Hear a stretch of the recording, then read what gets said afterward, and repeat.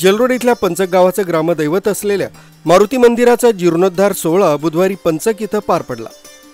अनेक वर्षांपासून पंचक येथील ग्रामस्थ या मंदिराच्या जीर्णोद्धारासाठी प्रयत्नशील होते। अनेक वेळा लोकप्रतिनिधींचा पाठपुरावा केल्यानंतर अखेर बुधवारी 7 तारखेला या जीर्णोद्धाराच्या भूमिपूजनाचा नारळ फुटला।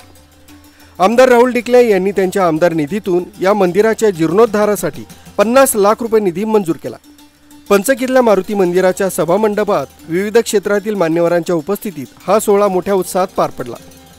या सोहळ्याला प्रमुख पाहुणे म्हणून आमदार राहुल डिकले यांचे बंधू तथा मविप्रचे अध्यक्ष डॉक्टर सुनील डिकले, माजी नगरसेवक दिनकर आढाव, ज्येष्ठ सामाजिक कार्यकर्ते वामनरावजी बोराडे, माजी नगरसेवक अशोक सातबाई, माजी नगरसेवक ॲडव्होकेट सुनील बोराडे, रवींद्र बोराडे, वसंतराव बोराडे, सचिन आंडगे, दशक पंचक विविध कार्यकारी सोसायटीचे चेअरमन नंदकिशोर बोराडे, शंकर बोराडे, हरिभक्त परायण साहेबराव मुरकुटे महाराज, ॲडव्होकेट सोमनाथ बोराडे, अशोक बोराडे यासह मारुती मंदिर ट्रस्टचे सदस्य व पंचक ग्रामस्थ उपस्थित होते। यावेळी उपस्थित मान्यवरांचा पंचक ग्रामस्थांच्या वतीने स्वागत सत्कार करण्यात आला।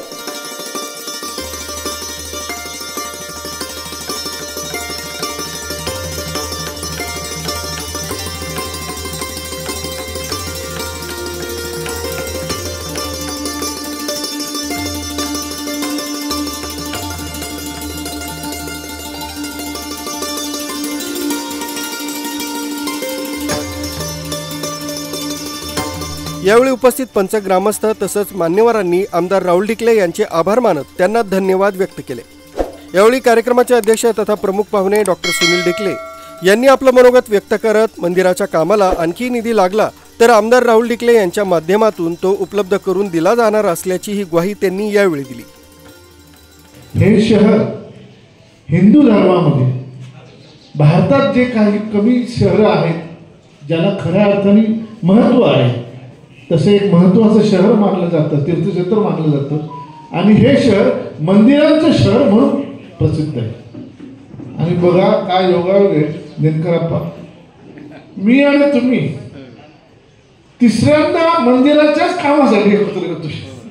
म्हणजे तिन्ही वेळेस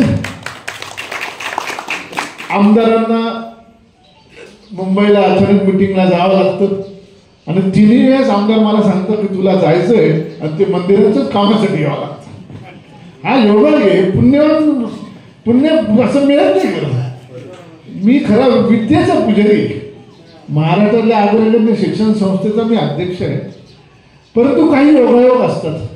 मला असं वाटतं मी रोज ना पंचमी हनुमानला जातो, मी स्वतः हनुमान भक्त आहे, मी रोज हनुमानच्या मंदिरात गेल्याशिवाय माझं काम सुरू होत नाही आणि म्हणूनच माझ्या बहुतेक नशिबी असावं की ह्या जीर्णोद्धाराला मलाच यावं लागलं।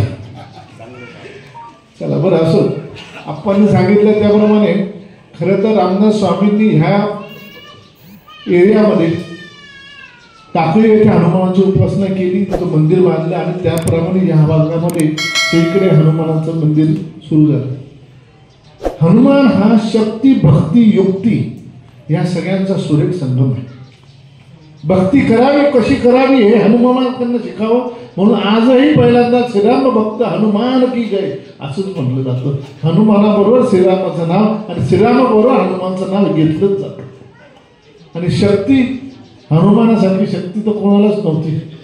त्यांच्या शक्तीचं असं आहे की त्यांनीच जर पाहिलं असतं त्यांनी रंकात दहन केलं होतं आणि त्यांनी त्यावेळेस सीताबाईला घेऊन आले असते, परंतु रावणाचा निपात करायचा होता आणि सत्याचा विजय कसा असावा हे धर्माने सगळ्यांना दाखवायचं होतं, म्हणून श्रीरामाला लंकेवर स्वारी करावी लागली।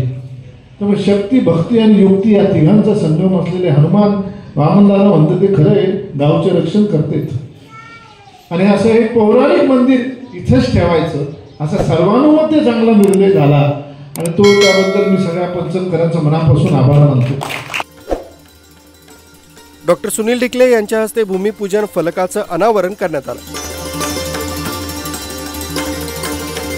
बोल बजरंग बली की जय, सियावर रामचंद्र की जय, यशस्वी भव। यासोबतच पंचग्रामस्थांच्या हस्ते श्रीफळ वाढवून तसंच कुदळ मारून भूमिपूजन करण्यात आलं। या सोहळ्याला बँक अकादमीचे संचालक हेमंत कांबळे सर, दिलीप बोराडे, बाळासाहेब डेरले, जगनतात्या बोराडे, मनोहर बोराडे, साहेबराव बोराडे, नरहरी कसबे, मधुकर शेलार, सुनीताताई लोखंडे, गणपतराव बोराडे, राजू बोराडे, नितीन बोराडे, कल्पेश बोराडे, भाऊसाहेब बोराडे, रामा बोराडे, संजय बोडके, सुमन परदेशी, रंजन पगारे आदींसह ब्रह्मचैतन्य श्रीराम भजनी मंडळ पंचक, महिला भजनी मंडळ आदींसह पंचक ग्रामस्थ मोठ्या संख्येनं उपस्थित होते.